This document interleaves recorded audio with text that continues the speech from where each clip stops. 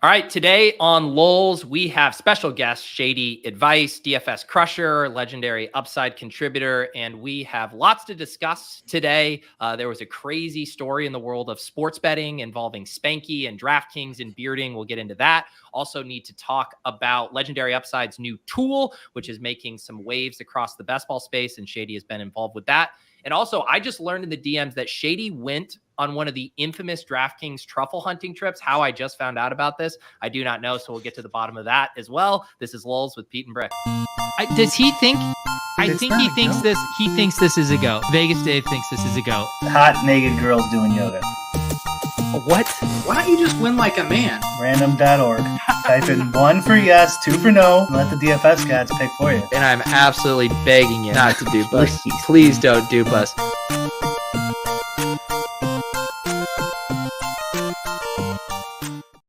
All right. Good afternoon to everyone. Shaidy, I know I've done best ball after dark, DFS after dark with you. Is this your first time on Lulz? Yeah, long-time watcher, first-time contributor, I suppose. Nice. Happy to be here. Excited to have you on. Yes, you are generally a regular in the chat. Brian, how are we doing today? How's the in-game syndicate rolling these days? Good. Can't complain. Shady's in there helping out. Appreciate Shaidy being in there. It's beautiful weather, Pete. I can't complain. Loving life. DFS is hard. Other than that, what can I complain about? There you go. Shaidy, you had to get time off for this appearance. That's how special we are. It's true. Yeah. Got to get the PTO request in. And obviously these are all personal views and don't present those of my employers, present, future, past, and not financial advice. So let's go. Is that how you know you have a good guest, Brian? If they feel like they actually have to give that disclaimer, they have so many good things going on in their life that they can't risk it by saying something untoward on this show. I think so. I mean, we also echo those, even though we don't have employers. We still, This is entertainment purposes only. Don't sue us. Don't dupe us. Yeah. So the big story that was breaking, and we're going to touch on a lot of stuff today, but this Spanky story, and I feel like I've read like 3 articles and 3 threads on it. My head is still spinning. I will pull up kind of a tweet that summarizes this, but as I get this up, guys, do you want to give people like a quick overview as you understand what happened here with Spanky, this beard, and DraftKings? I guess I'll go. Yeah, I haven't checked this morning yet. I've been busy all day, but yeah, who knows how what's been happening even in the last 6 hours. This is a good summation up until last night, maybe this morning, Pete. Yeah, so I'll try to do this quickly. There is a bit of humor in this rundown. A guy named Oscar Goes to Bet Bash, which is an annual event that Spanky now hosts. Lots of people from the world of sports betting attend it, kind of a networking / conference type vibe. Oscar meets Spanky. Oscar finds Whale, Steve, who former professional poker player. There's some kind of stories out there about him degenning at pretty high stakes. Oscar posts $20K to Spanky for his play. So Oscar is essentially serving as an intermediary between Spanky and this new beard, Steve. Oscar gives $80K to Steve to bet the plays. Steve wins in 2 months over $300K, but Oscar never collects from Steve. I feel like I'm reading a children's book here. Steve alleges Spanky sent Masked Man. This was what initially made the waves in the news. Spanky keeps $20K from Oscar. Oscar's now broke after losing $100K in life savings of posted money that was never returned to him, plus the winnings. Then Oscar sues Steve for these winnings. Oscar loses lawsuit because he signed a document promising to never sue Steve. Oscar now ordered to pay over $200K in legal fees to Steve, who is an attorney who represented himself. It was going around that it was Jane Doe or whatever, John Doe, and it was actually Steve all along. So Steve is now up $580,000. Spanky's up $20,000. Oscar is down $300,000. DK is down $300,000. Steve sues DK for $1 million. Moral of the story: don't attend Bet Bash. It could ruin your life. And I'll go to you real quick here, Shaidy. One of the big parts of this story was this idea.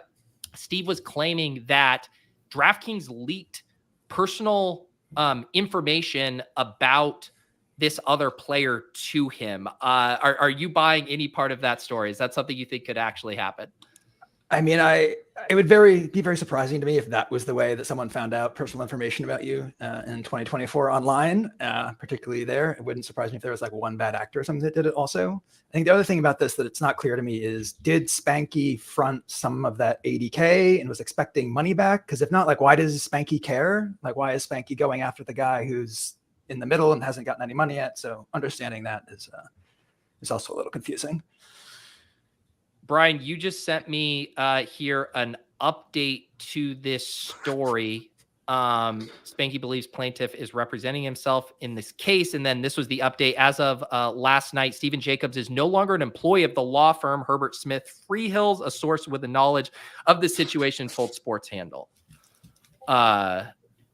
Yeah, hours after the plaintiff implicated Spanky in a complex 2023 extortion plot, the prominent sports bettor fired back in a detailed social media post on Tuesday night. There are all kinds of tentacles to this story, Brian, but it does seem like a big part of it is how messy bearding gets and kind of the relationship between pro sports bettors and the sports books. Yeah, there's a lot going on here. It's also messy, frankly, for lawyers. In my opinion, this is a lot more common than a lot of people realize. Especially if you don't like have anything people want, you probably don't get messed with by lawyers. But businesses or people who have stuff, they know well that a lot of lawyers are really, their entire business is just them suing people. And then part of that racket is getting legal fees paid for in the decision, or just to get them to kind of buy you off and cancel the lawsuit as long as you pay for some legal fees, which is their direct salary. So it's really scummy behavior. Like, this is why people talk shit about lawyers for 100 years. You know what I mean? Is this type of behavior. This guy also, his handle was Steve Betts on PokerStars, I think. I used to play against this guy. Really? A little bit. Yeah, I remember Steve Betts, but it was so long ago. Who knows?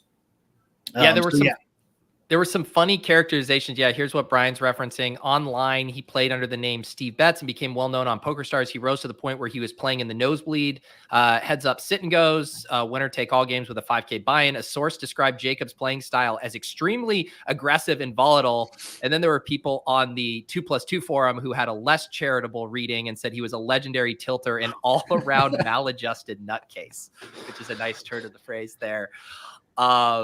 In this story, he compares him to both Mike from Rounders as a skilled poker player pursuing a law career, but also like Edward Norton's Worm, supposedly a reckless, degenerate gambler who couldn't stop digging holes for himself. Who are you, Shaidy? Are you closer to Matt Damon's Mike or Edward Norton's Worm in Rounders? Probably Matt Damon. Just being from the Boston area in general, it's easier to associate more with those characters. Yeah. Shaidy, I don't recall. Do you do any? I think I asked you maybe on After Dark and forget. Do you do much sports betting? No, especially for these sorts of reasons that it seems like most of the work is trying to figure out how to get money down places that don't want you to do it. And you're always swimming uphill and trying to come up with a new grifter scheme to get it done. Not saying I could beat the markets if I did, but that has not been worth the effort so far. It does, like, you hear these stories. It was actually a good podcast that coincidentally Spanky and Haralabob had done a while. And just it really is an organizational thing. Ultimately, like, how well organized can you get? Like, who are your contacts? How do you streamline that process? It seems like the beating the market part is almost just the easy part. And just finding the network to be able to actually take advantage of that is really where the game is played. And the amount of trust you just have to have, and I think basically random people eventually at some point is also pretty insane since you're fronting a bunch of the money.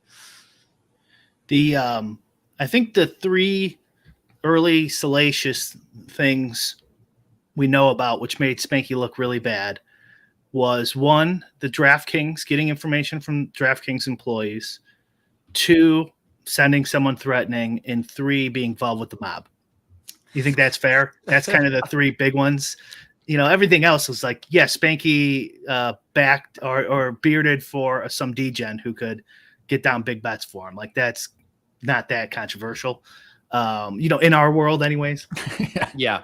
So I would say as of now, with all this information coming out, the guy getting fired and stuff, in his reasoning for like why he would come up with that angle that Steve would sue DraftKings is because Spanky was playing him, right? He's saying I told him that we can get the information from DraftKings to see what he would do because we think he's trying to stiff us. So I think that one, I doubt he got any info from DraftKings on this guy. I would say that's pretty highly unlikely. He says he didn't send anyone there to threaten him. You're calling a little more BS on that one? Yeah, I don't know. Maybe not. maybe not. And then he didn't mention anything about the mob.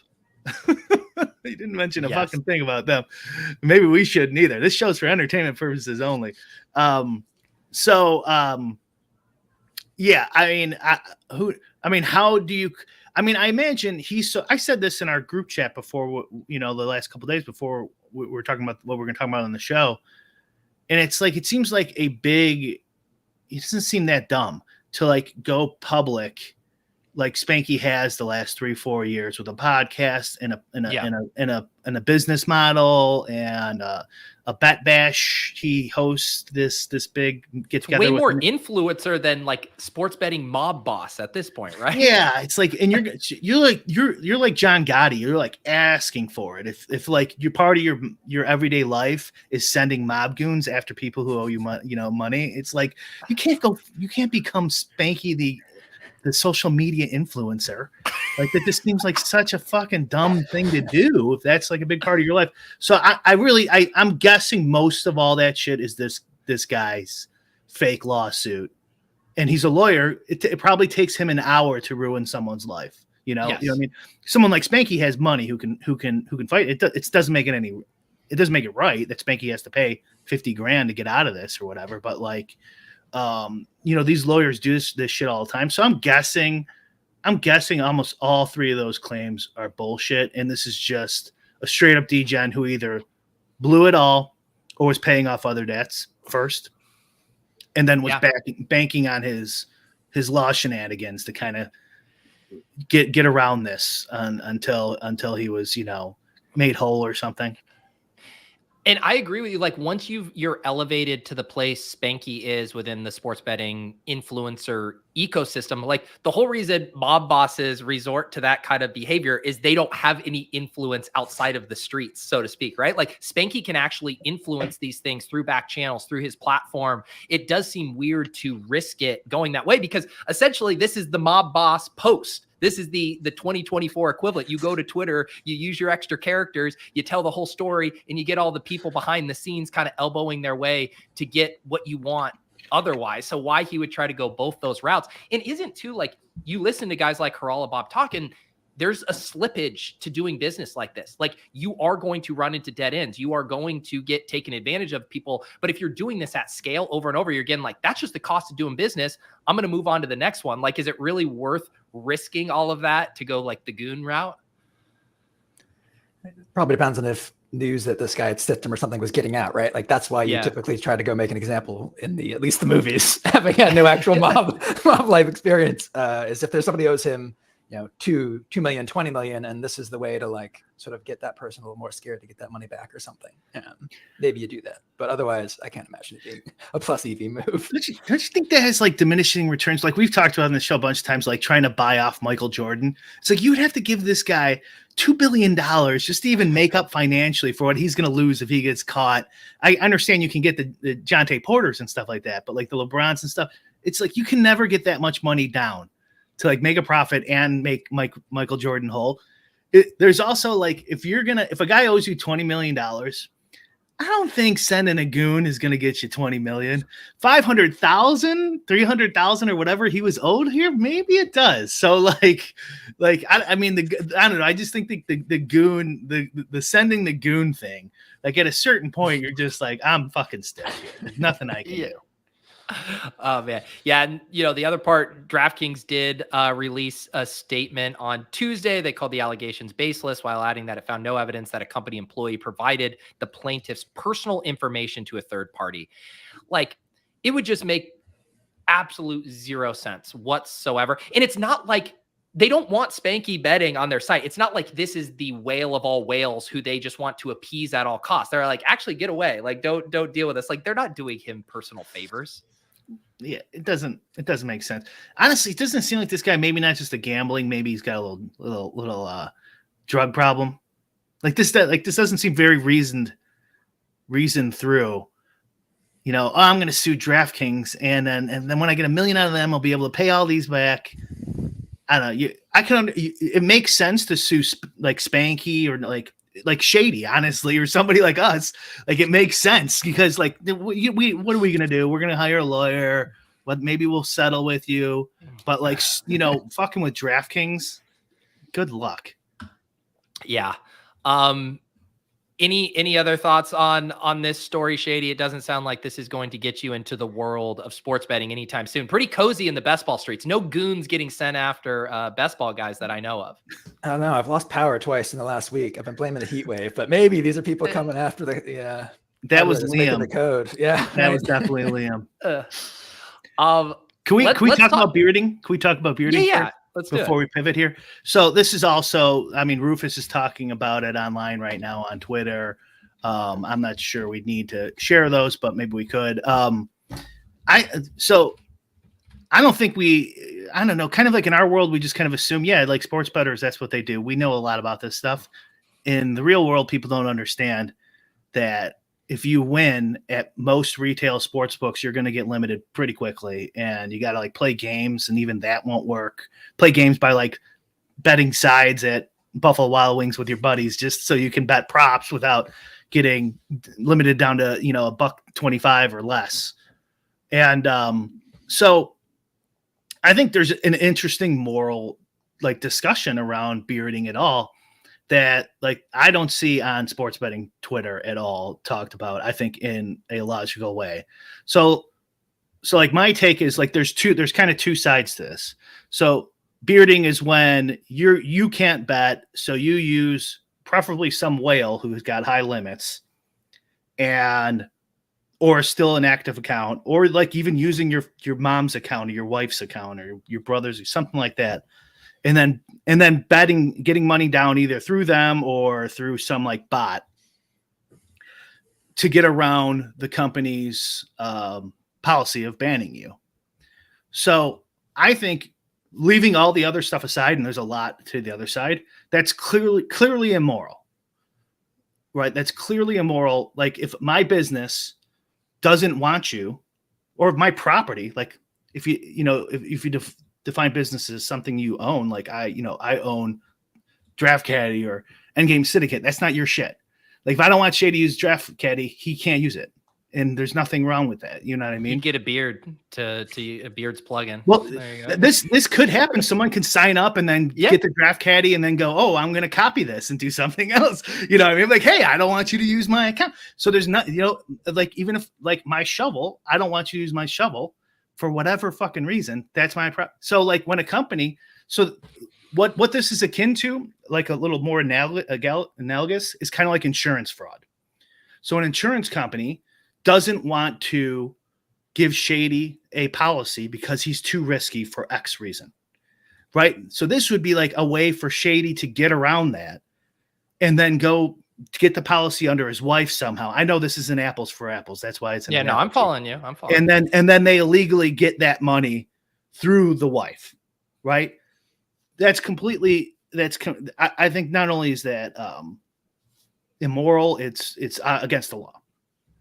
Now here's the flip side. There's two parts on the flip side is I think there are moral claims to other people's properties occasionally. Like if Pete was hiking with a family member and the family member got hurt in a life-threatening way and I wouldn't let you use my car. I'm like, no, Pete, I'm going to drink. I'm good. My buddies are expecting me at the bar and I want to have a few drinks. You can't use my car, right? And then you steal my car and take the person to the hospital. I don't think anyone would think that's immoral.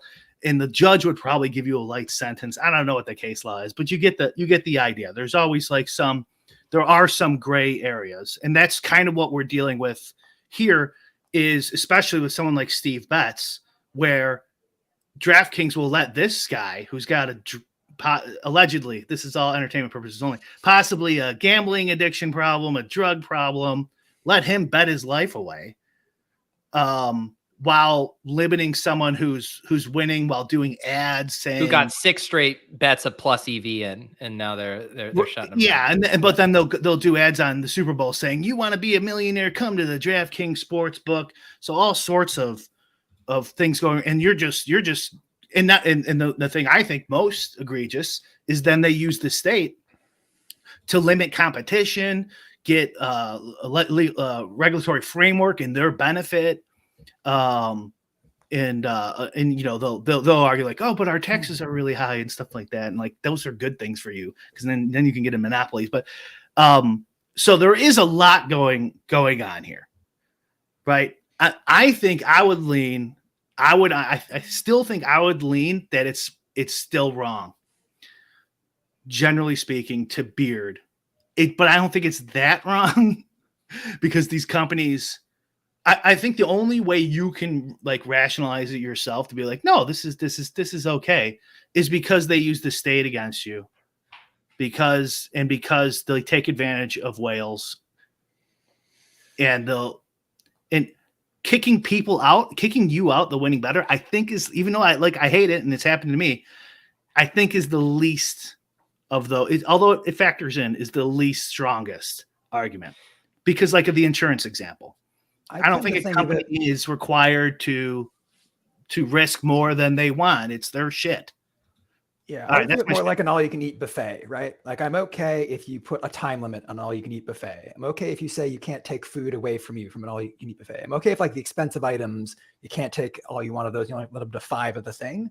But like generally saying that someone who eats more than somebody else is not allowed into your all-you-can-eat buffet is kind of feels weird to me, right? Like, okay, you should set it up so that like I recognize the 300-pound guy gets turned away at the door, so the little guys come in. Come in and you make more money off them. Like that doesn't feel right. And like obviously it's hard to beard your appetite into a restaurant, but like the concept of like turning people away because of their monetary impact as the sole reason just feels weird enough to me that I have trouble getting onto the sportsbook side for this.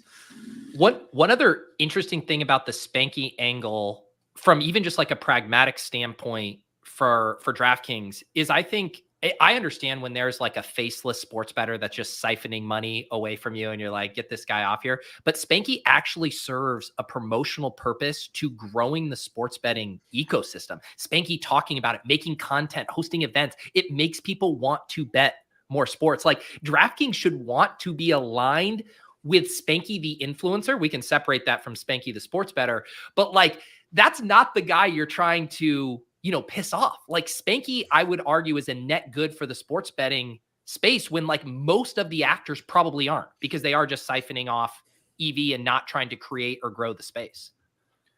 I think I agree with you. I just think these are kind of two different things. They probably shouldn't be doing any of this. I like the Circa model for sure. I think it's better for everyone. It'd be a heck of a lot better if there was more Circas, I think. I also think though that DraftKings, it wants to put a kibosh on Circa, and not only them, a lot of other competition, even though the Jason Robbins will go, no, we love competition. But like Shaidy, I think your analogy is a little apples and oranges. It's not bad, but the all-you-can-eat buffet, I think it's more just like a regular restaurant. You could order as much as you want as a regular restaurant, but like it's more like if they say you can have a coupon 2 for 1, but then you get around that by getting your wife to also, get more, your friends to get more, or somebody else to abuse the coupon system. Yeah. All you can eat buffet would be like specific, like it's a very specific thing where everyone can cut. Like it's a specific promotion that's an oddity in the regular, in the regular restaurant industry. Yeah, I'll be honest, I'm not super expert on the restaurant couponing and market but I think I don't have an issue with them banning people from their establishment. It's just I mean, they can do what they want. I think. I think the optics and the way that the licensing works makes it a little bit harder when, like, if you are the sole proprietor of a service because of the way licensing is worked in your state, and then you're banning people for reasons.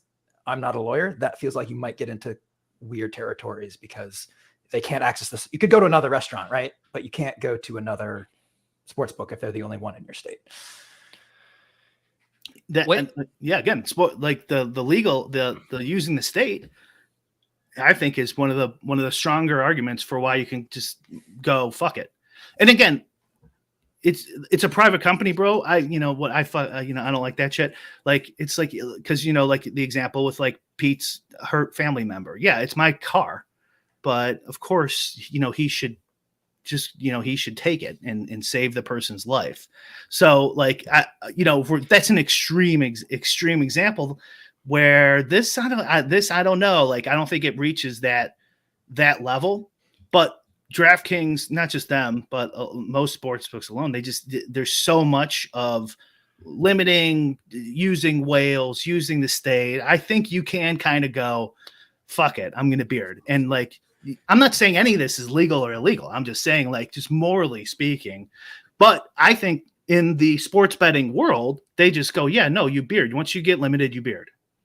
And it's like, okay, I guess. I mean, I think there's a little more questionable to this, because and I don't know how, Shaidy, if you pay attention to like the sports betting Twitter, what's the moral one? Why do I keep forgetting, Pete? The moral group on Twitter that shames like Rufus and everybody. Yeah, S-ville, something. Yeah. Somethingville, Seville. Yeah. So like they like have this moral high ground on touts and all sorts of stuff, and it's like, yeah, you're bearding. Is that like some sort of like righteous way to go about gambling? I don't know. I don't think so. I had pulled this up because I had seen this analogy. If we're doing the equivalents here, I thought this one was good. He said, imagine an art auction where the people who understand art were not allowed to bid, but people with money who could be easily duped about the value of art were sent special invites. Welcome to the modern world of sports betting in the United States. I thought that was a pretty spot on analogy there. Kind of. I mean, the Brian is here to pick apart any of our analogies. Buffet, so art. I mean, you're not the different. That's why I think insurance is better, more apples for apples, because it's risk management, and you're getting you have the potential to get something back too.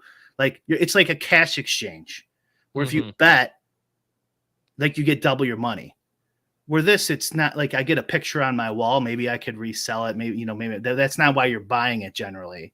Where in insurance, in sports betting, it's like a direct cash exchange, cash for more cash, but based on the risk we're both willing to take. Yeah. The other thing that made me think of this is the Massachusetts Gaming Commission had tried to set up like this round table, and Shaidy, you probably familiar with this, and they invited all of the sports books to come, and they're going to talk about this limiting issue essentially, and then none of them showed up. Yeah, it's a big old no thanks from everybody in the industry. It's like, oh, okay. I think that art example, one good point from it is these sports books should go.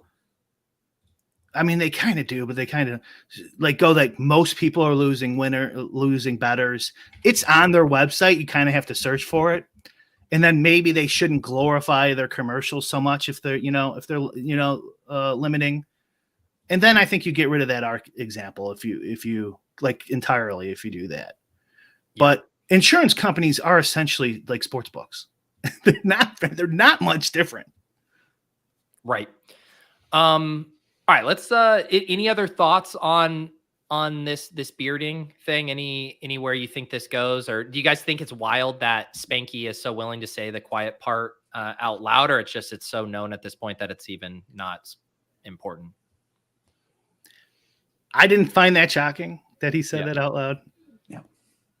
Yeah. I think people think it's illegal, and I'm pretty sure in most states it's not. You can, W2G out poker winnings, right?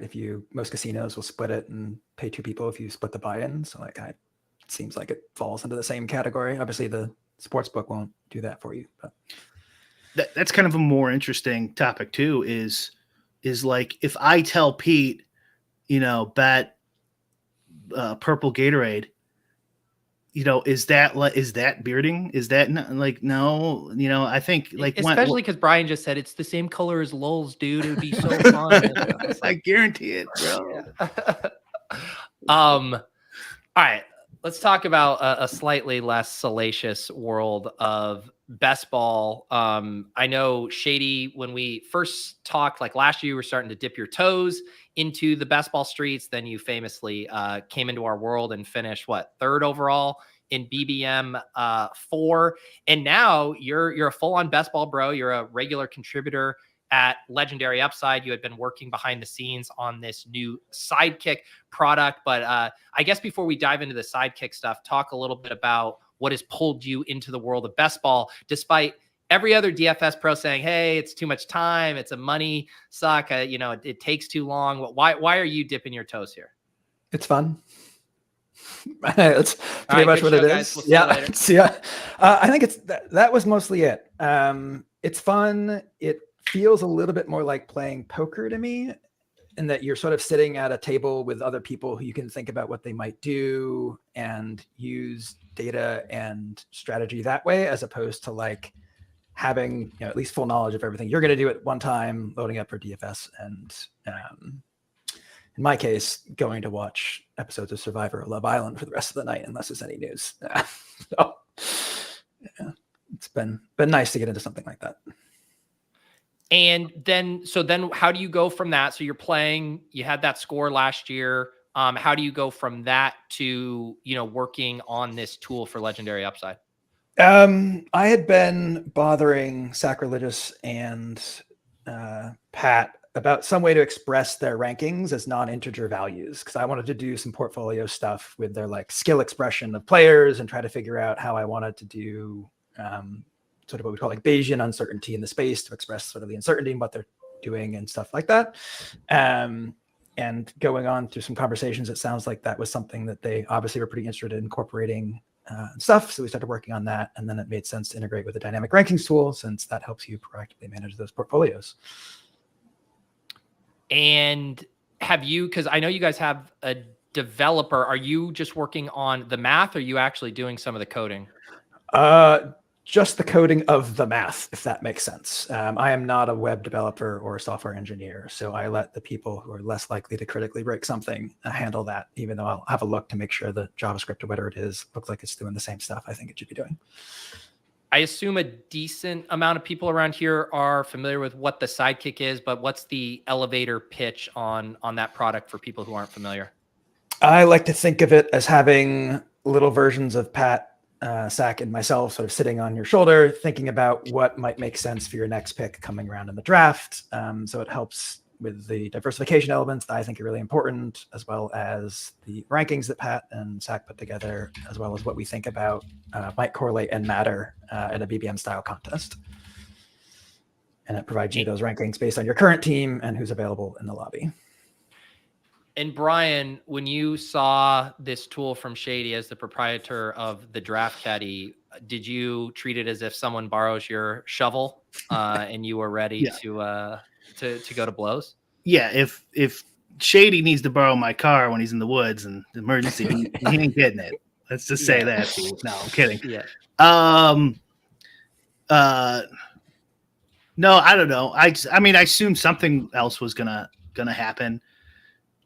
Honestly, they went in the direction. Probably there's the only direction you really go. You could try to do more like overlay stuff, but that probably seems like there's only so much screen space, and you got already multiple like products out there you're competing against. So it's kind of the only direction you can go, but it's also kind of the most dangerous direction, where like Underdog might just go, yeah, we're not allowing that anymore, or they probably have more direct communication with Underdog than I do. Who knows? Maybe not. But because I just know from like firsthand experience, right? They rolled ours back and and said, you can do this, you can't do that, you can't do this. So I switched it all to how they wanted, but like it seemed very clear that they don't really want it to progress beyond much more than what I have.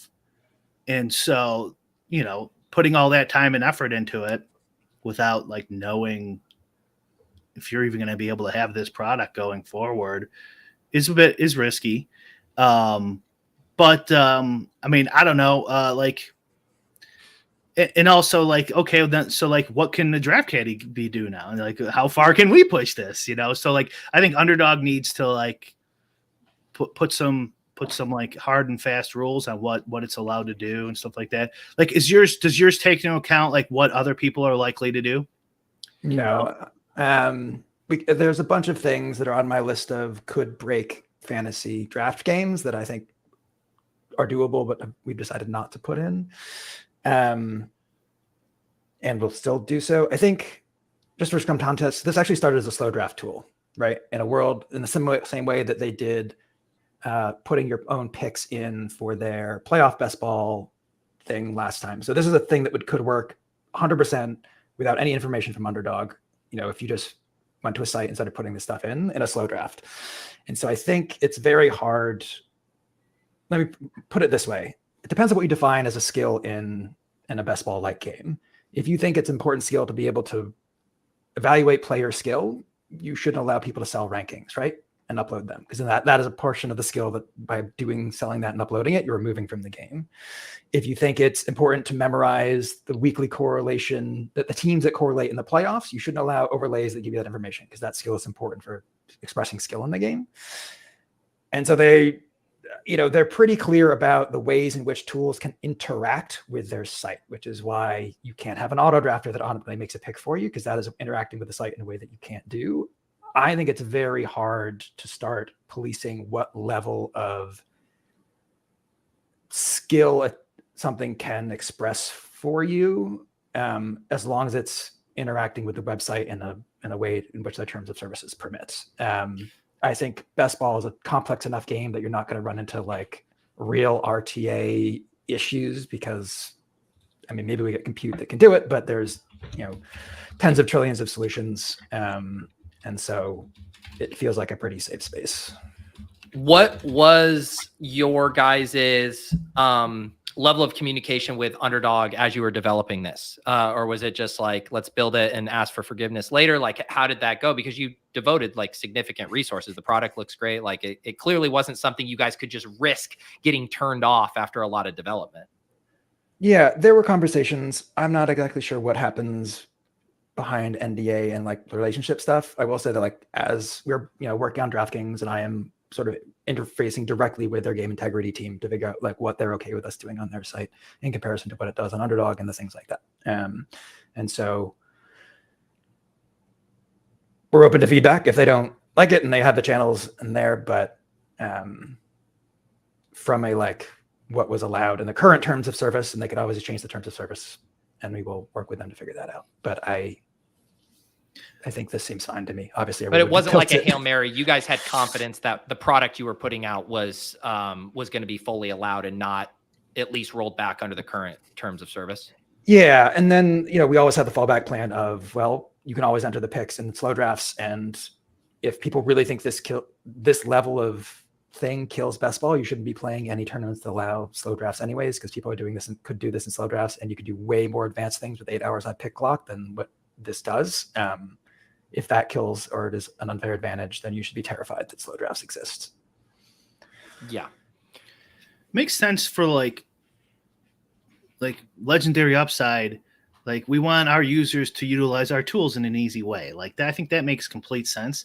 Like the idea behind the draft caddy was more or less a better auto drafter than theirs, because theirs is so bad, right? And like, what if you have to go to the store or something really quick, and you're going from your laptop, you're going to miss a pick or two, and you can't turn theirs on. It's so bad, So like, I guess you could queue up like 5 guys that might work or something like that. So just something that doesn't give you dog shit was kind of at least like the bare minimum without going crazy to where it would upset them. But I think there's like kind of 2 things going on here. One, like when you ask Shaidy, like, why would he want to do this? I think Nerdy has the best answer, Nerdy Tenor, which is like, he doesn't have the bandwidth, Nerdy Tenor, to like do his life DFS and then put in 400 hours of drafting on Underdog and DraftKings in a the probably the highest variance what's it called, skill game gambling that is available to us. So it's a good environment for him to like come up with videos or tools that really doesn't affect him a ton. So like there's that. And then there's the question of, okay, let's say you ban overlays and the Sidekick and Draft Caddy. Okay, well then now everyone who can do that is going to do it on their own, and it's going to go into the whatever, the dark web. You know, there'll be 20, 50 power users who are like just working endlessly. Like, oh, now I'm the only one who has access to this shit. Yeah. So like that will definitely happen. So like, this is just my opinion. I don't run a big gambling facility, but like I would just be specific and be like, well, we're allowing this, no further. Everything else is against terms and services. And then anyone who really has access can have access to it for like not that much money. Yeah. I mean, that makes sense. And the comment you made too, of all the different sports, not only does it have, the most, say, like randomness or volatility, but I would say it's also the cohort of users that are most there for entertainment purposes. Because of it, it's basically necessitates that it's for entertainment, the time it takes. Like, you are a pretty sick fuck if you're willing to spend 45 minutes a pop hundreds of times hating this just to like eke out a little EV. Like, you are a sick pup if you're not enjoying this to some extent. So that is the thing too, of like, I think of it more as this is another way to help these sickos who enjoy this draft process, like enjoy it even more and ratchet up their volume even more, because it's just untenable. I've been using the Sidekick for slow drafts. I have zero interest in using it for a live draft. The whole point of the live draft for me is I'm in the mode, I'm watching what everyone's doing, I'm talking out the correlations with my guests. Like, that's the whole fun of it for me. But if I'm doing 20 slow drafts because I want to max a $3.20 max, not having to remember where I'm at, yada, yada. And I am a perfect use case for this, in that I probably wouldn't do as many slow drafts without these overlays and these tools to help me out, because it really facilitates. And so that's also good for the platforms. It's more people who want to max, more people who want to get money down. And yeah, I do view it pretty similar to like this with as far as the Sims. In the same way, like I'd run the Sims, it would tell me what the best lineup was. I wouldn't always pick that one. I'm going to go pick the one I want. I'm going to pick the players I want. Sometimes the caddy, the overlays tell me to take one player. I'm like, no, I'm grabbing this guy. I don't know, Brian, you're pushing back on the Sims example. Sims are better than the draft tools. For what it does for your ROI, it's probably, especially because you can make them as complicated as you want, and you could do a whole bunch of stuff. Yeah. I don't think the draft tools are getting you that level. Can you put up Nerdy's comment there, please? Solved. That one. Yeah, solved isn't the problem to worry about. The worry is auto drafters that are good enough to be plus EV. I think this goes both ways though, because you want regulars in this type of gambling environment like poker. You want a whole bunch of regulars too, because then that makes a whole bunch of more games to be played. So these tools will make more regulars. I mean, are they all plus EV? I doubt it. Are there probably going to be a few more than there would have otherwise? Probably. So like, I mean, maybe you don't want regulars. I think you probably do, especially now, and during the weeklies, right? And maybe you can even get a cash game environment going. Which you're not going to do that without some tools. Like, there's not enough sickos to spend 500, 600 hours doing these drafts. And then poker, you could come and go. You can sit down and play, especially the cash games, obviously. But I'm talking. So, like, I don't know. I think that's kind of your choices. Like, you can ban them, and then a certain subset will use them illegally, and then, or you can make them legal, but like try to regulate them to the point where they're not super plus EV or whatever, and then you just get more regulars and more games going for the casuals. I mean, that kind of seems like the direction I would go in. Yeah, one other comment here, and then I want to get some more of Shady's thoughts. Crutches in the chat. People are smart enough, rich enough to pay prices for premium tools. We're going to draft plus EV in a plus EV fashion regardless. Nolan's saying something similar. The drafting tools, the people using them right now are already above average drafters. It's not moving the needle much right now. Yeah, I think I generally agree with that. Shaidy, what has it been like from your vantage point? Obviously, there's been lots of discourse, both on like the effectiveness of the tool, but then also what it means as far as like the best ball space. What has it been like from your guys' perspective on the other side? Funny, for lack of a better, I don't know. It's, anytime we do think obviously it's helping our subs be more plus EV, or at least making them able to get more volume down in the same EV way faster. Otherwise we wouldn't be offering a tool for money. I do think that if you want this space to grow, you need to find a way for people to feel comfortable drafting more teams. And I don't know that the sites are going to do that for you. I don't know that they care, particularly given the size of their best ball stuff compared to the other things that they work on. And one of the easiest ways to make that start happening is to give them the signal that contests are filling faster than they expected. And they'll open more and you'll get more things going. I don't know. I agree a lot with Bric, unfortunately, for someone who are in hostile environments. And I'm no longer going to be able to save my friend who's injured in the woods with his car. But, it's not, these aren't contest sims, but let's use contest sims as an example. It probably wasn't great for my EV that contest sims came out. It definitely changed the way that the smart field was playing, but it's not the dummies who are paying that much money for it, right? So if the sport was sensitive enough to this amount of edge moving around and like the upper echelons of the play, like maybe the sport wasn't that good to be playing in the first place. And so I'm not too worried that things like this are going to ruin it. I mean, if someone finds some way to what you should be worried is about Underdog or DraftKings deciding that this is good enough, they should put this in as their auto drafter, right? Then that maybe kills the games, right? If everybody who's auto drafting in all the lobbies is doing something that is significantly worse than whatever they're doing now, that wouldn't be great. Well, Oh, go ahead. Yeah, I think this is good for multi-tabling too. And best ball hasn't gotten to the multi-table level yet, as far as the content. Davis Maddox says, "Hold my beer, bro. 20 puppies out of 20 tables, bro." But I mean, poker was like there's definitely like a point there where you start losing your EV with the more tables you add. But guys would still do it for points, and they didn't realize they were losing. So like tools that can encourage multi-tabling might be also, it gets liquidity down, more games for people to play, and it might lower the dude's EV, but it makes it playable to do that.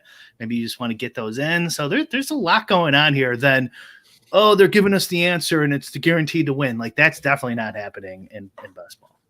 Yeah, I think leaving the element of the human making a mistake, at least from our perspective, was important. Like, we didn't do the top thing from the thing cues on your turn type of stuff. I know that that's a nice feature to have for a dumb tool, not a dumb tool, a slightly more intelligent tool like the Draft Caddy, right? But like, to me, it makes it nervous if you don't leave open that human element of mistake if you're multi-tabling. I think that is an important thing to still have there, at least from those. Yeah. And the other thing about this, and I obviously agree with Brian that sims are more powerful as far as what they will do for your bottom line, but there is that element of, maybe there's table stakes as far as like all the tools will know like how to properly quantify correlations and that stuff, but it still doesn't change that it's going to be dependent on the inputs in the ranks in it. Like, there could be 8 different sites that had the Sidekick, and if they're using their different rankings, like the teams are going to look totally different. The premium they're putting on some of the correlations and stuff would be different. So there still is that, yes, there's the, it's expedited for you and it is a tool, but it's also not like there's a correct answer. Like, it's still going to only be as good as the ranks in those kind of player level takes as well. The question is it going to get you on a truffle hunting excursion? It's king of the segue. I don't even have to host this show anymore. Wow. No, to my knowledge, it's very tough to get the volume down in best ball needed to hit the Onyx tier credit level to go on truffle hunting. Although maybe if DraftKings start offering those, or if Underdog offers similar rewards in the future, then you can go truffle hunting.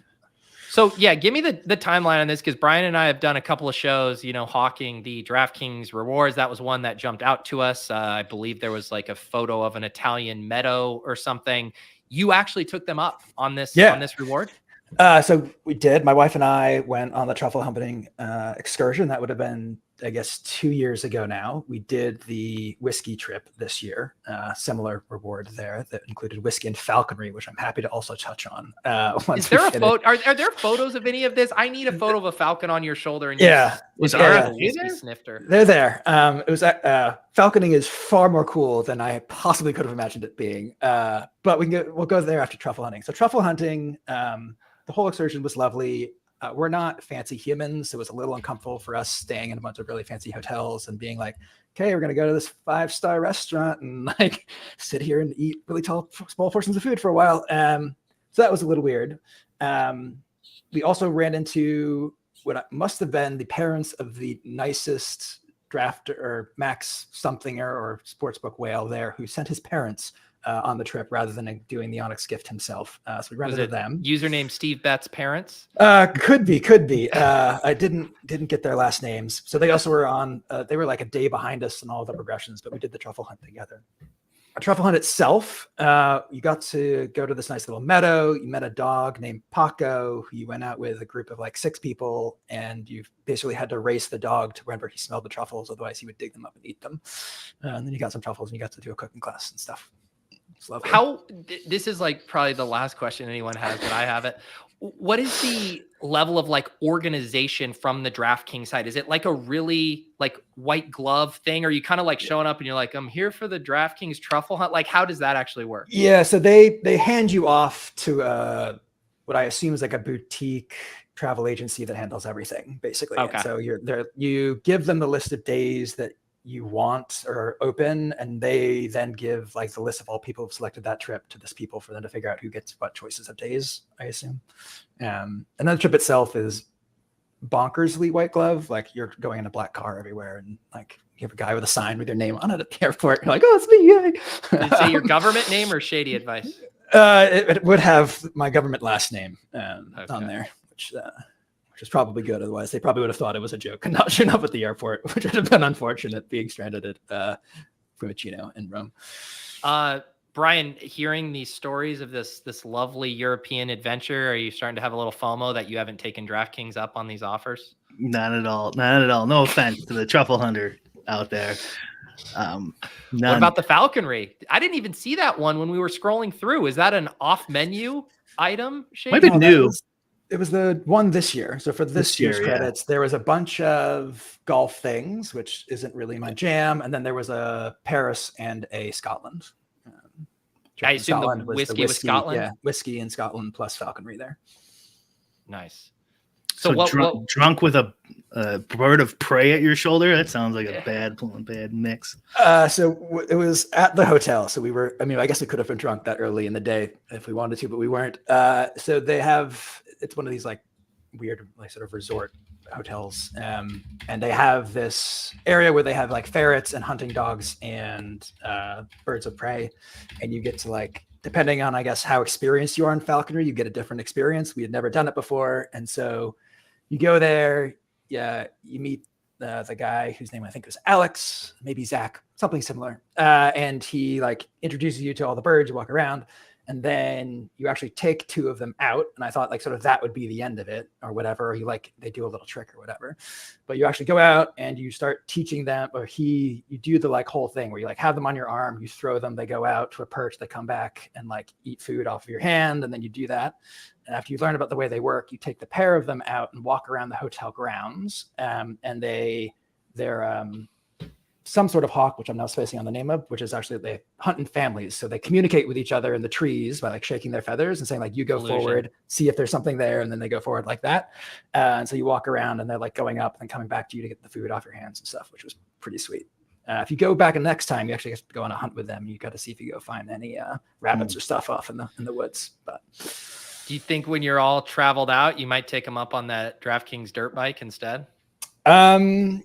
I could do some motocross if I moved out of the city and wasn't worried about breaking my neck in my old age. I heard the e-bikes this year were actually the sweet move, where if you got the e-bike, the electric bicycles, you were actually able to flip them for probably more than you got them there. That's the word on the Discord streets. What would you rather just get rakeback, or do you enjoy this, extra added experience that you probably wouldn't otherwise take yourself? No, give me rakeback. If I was going to plan a Scotland trip with that rakeback money, it would be infinitely more enjoyable than what I did. But the way that they do the crowns and stuff, it's just not worth doing that and then pulling it out. And then this is gotcha. I just saw that Top Shot lawsuit where you get like 12 cents for every moan you buy. Can you imagine if we get all our rake back, DraftKings gets sued and we get all our rake back for over the years? Oh my God. Filthy rich. Yeah. What do you think of the rakeback programs for best ball? Both Underdog and DraftKings have them going right now. I like underdogs enough. I mean, it would be better if it was rake free since they're holding your money for so long, but I get that it's enough of their summer business that they probably can't do that.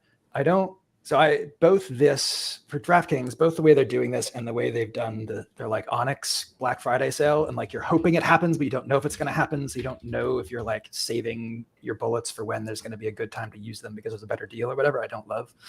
I'd rather just know and be able to plan. I'm like a person who likes optimizing their behavior. Surprise, surprise.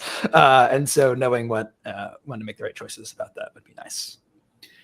Speaking of morally questionable things, I would say rake back is better for the games than rake free, because the players get like a chunk of money at some time. Like, oh shit, I can play more. Where if you make it rake free, they kind of just lose the same rate and then don't come back. I think as a player, you'd prefer. Rake is better than no rake over here. Not no rake. That's ridiculous, because that's like so much more. But if it was like 25% back instantly, let's say, versus 25% back monthly. As a player, you'd rather have the monthly because you don't really care if you get it today. And the recreational player is going to get a chunk of $500 or $1,000 here. Blah, blah. Yeah. It's true, because I see it play out every year, right? And myself included. Everyone gets paid out for their season-long stuff after week 17, and then it's like, oh, look at all these playoff contests that are in the lobby. How many people are just full-scale, withdrawing versus, you know what, we'll blast off on some of these while the money's in the account. So I do think. And I know that's why they've been trying to experiment a little bit. They did the initial batch of weekly winners that was going to be like weeks 1 through 4, theoretically as a way to get an influx of cash back in the system earlier, as opposed to tying it up for 17 weeks. But then no one liked the structure and they scrapped it. I think it's also just, it feels slightly more gamified the way they have it too. Like, I have to hit this tier and then I get it back. Then you can kind of like plot out like, what's my contest selection? Then you might be more interested in using a tool to help you get down more teams. Like, I do think for the overall ecosystem, and obviously this is for the sickos who are drafting a ton, I think it's just like a fun element to like, I'm going to draft a bunch of teams already, but let me make sure I get to 500 instead of 490. Yeah. If you have a comment on there, Shaidy, don't let me interrupt you. But you asked a question in our group chat that I thought can dovetail on some of the comments. Was, should people who work for content sim providers be allowed to play in DFS contests if people work for DFS sites aren't allowed to? That seems like kind of a moral question. Why? I've never heard that thought before. What were you thinking there? I was just poking the bear a bit. If we wanted to, I mean, theoretically, since they know what lineups you've uploaded, a disingenuous actor could know what the field is more accurately than somebody else. The same way, like, FanDuel doesn't know what people are playing on DraftKings, but it felt bad that person knew what the ownership might be coming in at, and the optics weren't good. I obviously don't want to take that position, since my exit might look like selling my portfolio code to a site. So maybe don't actually have a strong opinion of that, but it is worth, if people are okay with that. You're giving away your data ultimately, the same way that you get free email from Google. And it's always interesting to think what the consequences of that could be. So like you're like saying like stochastic employees shouldn't be able to play DFS. Right. I mean, if you think it's a problem that people have access to the actual lineups that the field might play, and if you know who people are and are in their field and they're using your tools and they have access to your entries, that's what you know, right? If you're a malicious actor and wanted to use it that way. I don't think any of them are, but you could. What's so funny is because, on the flip side, then everyone's like, I want my touts and stuff to have skin in the game. I want to make sure. But then the funny thing is the way the Sims work too. It's like no one's actually sharing like, oh, these are by the Sims part. It's always like willing to share my player takes or whatever. It's like, I don't even know if that overlaps in that example.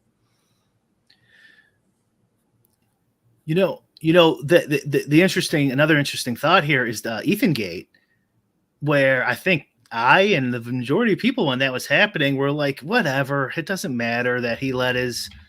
But nowadays, with access to Sims and to be able to build your own field, and if you have the field and you're simming that out 5 minutes before a lock, that's a pretty big edge, pretty easy to do nowadays. So they like anyone who has access to that information at these sites should definitely not be allowed to play. And probably even back then, although I do not think Ethan Gate was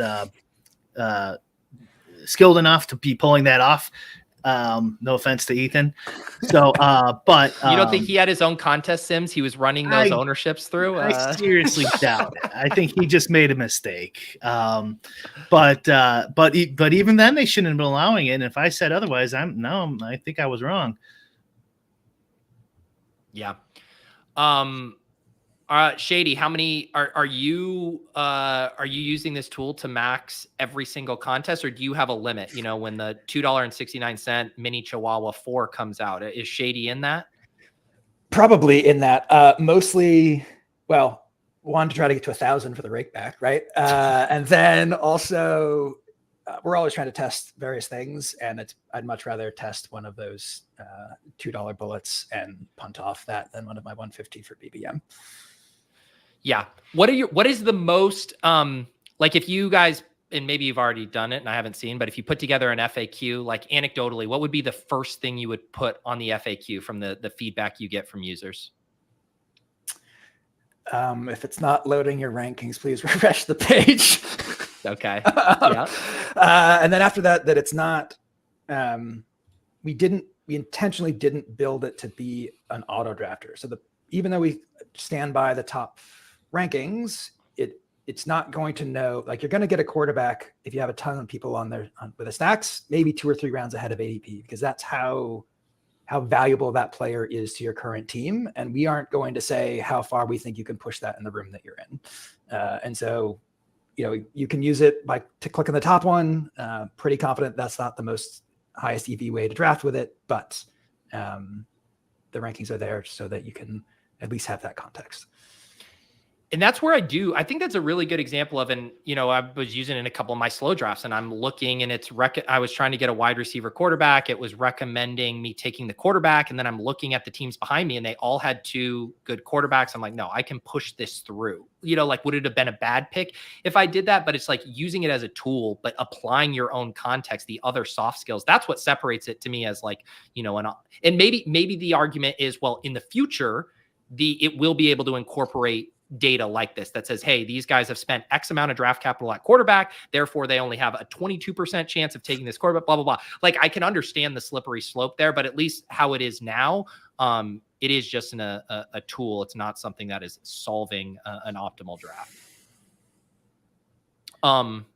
Any other thoughts, Brian? Yeah, I don't know how much time you have, Pete, but just a few minutes. He mentioned his he might sell his portfolio code. I don't even know if he's joking. That's not the point. Do you think portfolio, whatever you want to call it, management is probably your biggest edge? And furthermore, we talked about, I don't know if you caught our end of our roundtable, but we talked about portfolio for quite a bit at the end there. And I think it's a very hard problem to solve.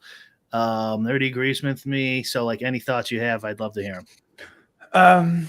So your biggest edge is always relative to how well the field is doing it, right? So if I were to, I'm like a data scientist who has a gigantic background in predictive modeling. So if there were no predictions out there in the world for DFS spaces, I would be crushing in that space because it's what I'm extremely good at. I think that the space that I have a current edge in is figuring out how to play a good balanced portfolio most of the time that is still plus EV, but doesn't expose me to as much risk as, say, Giant Squid does, who I think, despite also being associated with Saber Sim, has one of the most extreme strategies in the other direction that I've seen.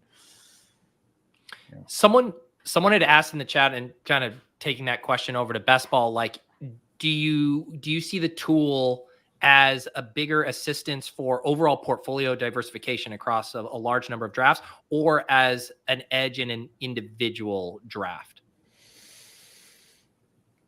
6 1/2 to take the cop out. I think it's obviously we think it's a plus EV edge in one draft but it depends on how much you already know in our accounting and are similar thinking the way that we are. I think it's definitely doing things to proactively manage your portfolio that are very hard to do unless you really are like truly expressing rates by looking at a watch second hand when you're making choices like you would in poker, right?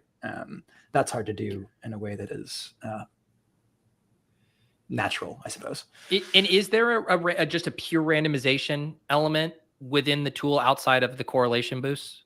Yeah, pure randomization is a very insulting way of describing it. But no, there's an element that tries to express the uncertainty in the rankings and to control for how much we think you're going to get a player and compared to how valuable that pick is relative to the other picks that you're also facing. So what I'm hearing you say is, say you have one running back, let's say maybe Jalen Warren, ranked just 2 spots ahead of Trey Benson. If you always drafted off ranks in that spot, you would just end up with a way more Jalen Warren than Trey Benson. But you guys have some math that says, yes, we like this bet relative to Benson, but say maybe at an 8-2 clip as opposed to a 10-0. And therefore, in 10 of my drafts, if I found myself in the exact same spot over and over, in 2 of those, I would get prompted to take Trey Benson. Yeah, Najee Harris and Jalen Warren are the perfect example in the current rankings. They're very close to each other in the actual rankings. All of the same sort of team stuff applies to them. Maybe if we built in some sort of like season production slope weighting, they might start changing there. But you will have times when you're drafting with the Sidekick where Najee Harris will be above Jalen Warren in your Sidekick, despite Pat kicking and screaming every time he sees that in his own drafts. I assume that's another like support request thing where people get confused then, where they say, hey, I thought I subscribed to the Jalen Warren guy's site. Why is it suggesting his dusty backfield mate instead? Yeah. And that's why I sort of encourage drafting with the legendary upside or whatever rankings you want to use, also load an underdog, right? You can always sort by rankings, see in the player pool what is best by rankings or best by ADP, but then also have the Sidekick there that's giving you some advice and diversifying that portfolio based on the ordering it's giving you. Do you use public projections in DFS? Yeah, everything's Saberson. Everything's Saberson. And because you said you'd make your own, so I'm assuming you think the juice isn't worth the squeeze of putting the time in. The juice isn't worth the squeeze, nor is setting up a data pipeline to figure out roster changes and stuff in time, right? Most DFS is the squeeze, right? It's the like, Jesus fucking Christ, something happened 3 minutes before lock. Yeah. All the other sites picked up on it. Now I'm at a huge disadvantage because I have to it's a pain in the ass. Shit, right? Yeah. And maybe as sites get better and that becomes more and more of the edge, I go back to that. Okay. Brian, I only have a couple more minutes here, but tell the people about some of the in-game syndicate. I know you guys have been ramping up your content for that. How's that been going over there? Good. People are signing up. So we've been, I think just dropped I haven't been around this morning, but I think he just dropped another video, him and Adam, about he recorded, I haven't seen it, but this was the premise he told me he was doing. He recorded what he did live, like his fantasy cruncher, all his settings, everything while he was playing. And then the next day went back and narrated over it, all his thoughts. That's cool. Yeah. So just like, like the old the old poker videos, like, yeah, this is what I'm thinking in this hand, that type of thing. Except DFS, I think it's more valuable, honestly. So that's just part of it. Obviously I don't do that stuff. My stuff's more like spreadsheets and nerd stuff, and Nerdy Tenor does a whole game theory series, beating like more and more complicated games. Like first one was like a jelly bean game, like guessing, how you should like if you went in the mall and they were saying how many, what jelly beans you should take, like there's actual strategies you can use to beat those games. And then now he's got like a simplified DFS game, with like no salary cap, but you can pick, however many 6 players per team. And the player pool is, let's say, 20 players with varying projections.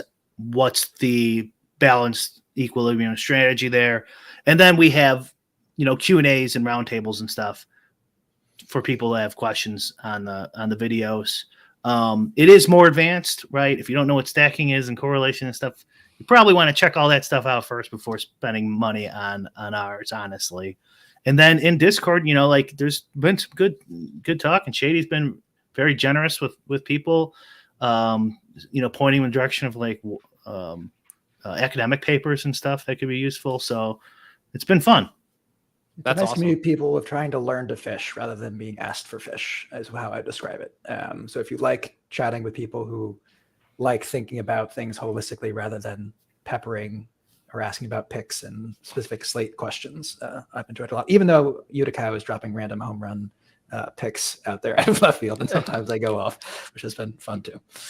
Yeah, those are all bonuses. Like, so there is ownership and stuff occasionally, and picks and stuff like that's not part of the package. That's just in the Discord.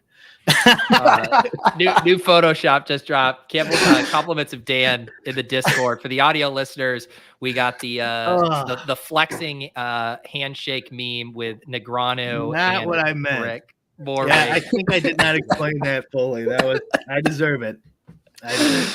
There you go. This is what you get for, turning your nose up at our buffet and art house analogies. You get that. Shaidy, anything else? I know you guys did a video for people who kind of want to see the Sidekick in action. Anything else you want people to check out? No, I'm sure you're always welcome to join legendaryupside.com, both for the Sidekick or just for the rankings. The rankings will get you in Discord, and happy to talk about what the Sidekick might do there. Awesome. Brian, anything else for you other than people checking out In-Game Syndicate? Draft Caddy update too, Pete. We stole the code from the Sidekick and now it's identical. No, what we're trying to make it like less scrolly, like so like for the guide me and then automatic suggest a player, just like it'll just like a little graphic, nothing intrusive. And some like small bug fixes, but I don't know if people have noticed too, Pete. In the last update, there's like a correlation counter and a bye week counter on the overlay that people seem to like. And you could also overlay the week 15, 16, 17 on the drafted players side now too. Yeah. Oh, I'm doing Neil's show tonight. Oh, nice. Oh, I've been using both of these in tandem on the Mozilla. They both work there very nicely. If they break, contact me or Shaidy, and we'll try to fix it. Yeah, we're trying to play nice. It really is nice having both, because I still love being able to see all of the matchups. Then you can do the toggle. Brian, I like the ad for the matchups listed on the players you've already drafted, and then of course you got your Sidekick here as well. So if you're doing any volume of slow drafts, two great tastes that go great together. The draft. I should also mention that we are on the roadmap. We're not going to give a timeline, but we're working on ADP as the input rather than leg up rankings, as well as the ability to upload your own ranks and for the Sidekick. And then obviously I mentioned trying to work with DraftKings to figure out how they want it to work on their site. So there if that's what's holding you back, we'll let you know when. All right, guys, thanks for hanging out today. I'm going to do ship chasing here in 15 minutes. If you want to watch us just raw dog it, no tools, just straight from the dome, just the right picks, right from the fucking gut, like it was meant to be played. Otherwise, delayed randomizer until tomorrow night. Figured I didn't want to compete with old Donnie and Biden going at it. So that will be tomorrow. Otherwise, we will see you guys next time here on Lulz. Thanks again to Shaidy. For Bric, I'm Pete. Peace.